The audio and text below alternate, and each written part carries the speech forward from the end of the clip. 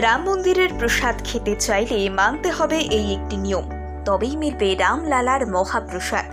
সুস্বাদু ভোগের নাড়ু, দুর্দান্ত মাখনের লাড্ডু, রামলালার প্রসাদে থাকছে নানান চমক। দেখুন কিভাবে সংগ্রহ করবেন অযোধ্যার রাম মন্দিরের প্রসাদ।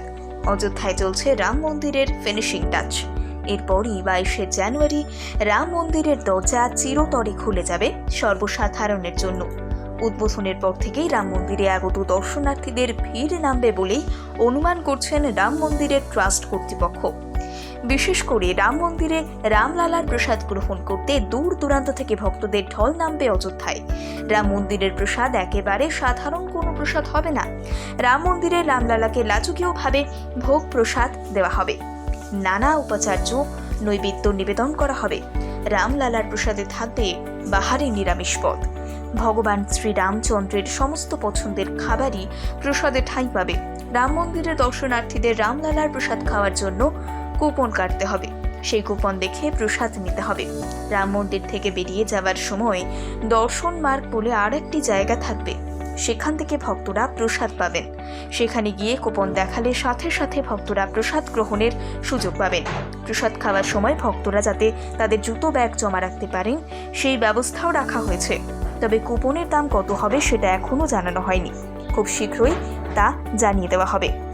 রাম মন্দিরের তরফে জানানো হয়েছে, মন্দির চত্বরে যাতে কোনো প্রকার হুড়োহুড়ি না হয় তাই প্রসাদ বিতরণে কঠোর ব্যবস্থা নেওয়া হবে। এই ব্যবস্থার ফলে প্রত্যেকটা ভক্ত সুষ্ঠুভাবেই প্রসাদ গ্রহণ করতে পারবেন।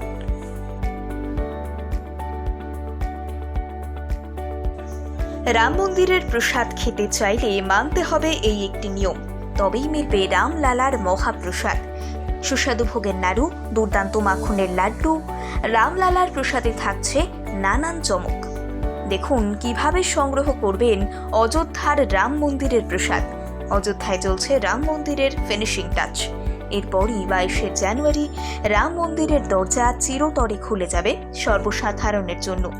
উদ্বোধনের পর থেকেই রাম মন্দিরে আগত দর্শনার্থীদের ভিড় নামবে বলেই অনুমান করছেন রাম মন্দিরের ট্রাস্ট কর্তৃপক্ষ। বিশেষ করে রাম মন্দিরে রামলালার প্রসাদ গ্রহণ করতে দূর দূরান্ত থেকে ভক্তদের ঢল নামবে অযোধ্যায়। রাম মন্দিরের প্রসাদ একেবারে সাধারণ কোনো প্রসাদ হবে না। রাম মন্দিরে রামলালাকে লাজুকীয়ভাবে ভোগ প্রসাদ দেওয়া হবে। নানা উপাচার্য নৈবেদ্য নিবেদন করা হবে। রামলালার প্রসাদে থাকবে বাহারি নিরামিষ পদ। ভগবান শ্রীরামচন্দ্রের সমস্ত পছন্দের খাবারই প্রসাদে ঠাঁই পাবে। রাম মন্দিরের দর্শনার্থীদের রামলালার প্রসাদ খাওয়ার জন্য কুপন কাটতে হবে।